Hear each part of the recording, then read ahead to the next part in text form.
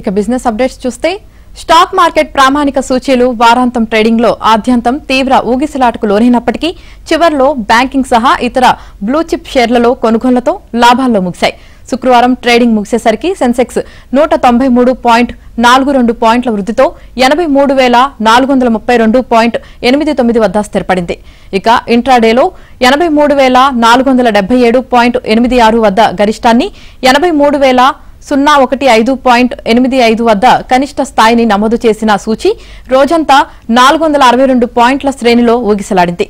ఇక నిఫ్టీ విషయానికొస్తే 55.70 పాయింట్ల లాభంతో 25,461 వద్ద ముగిసింది. సెన్సెక్స్ లోని 30 నమోదిత కంపెనీల్లో 20 రాణించగా బజాజ్ ఫైనాన్స్ 1.60% పెరిగి సూచి టాప్ గెయినర్ గా నిలిచింది.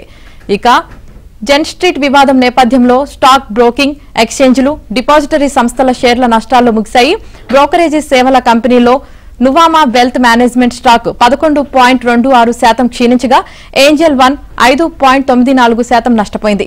స్టాక్ ఎక్స్చేంజ్ బీఎస్ఈ షేర్ సైతం 6.42% పతనమైంది. Central depository services limited stock 2.29% నష్టపోయింది.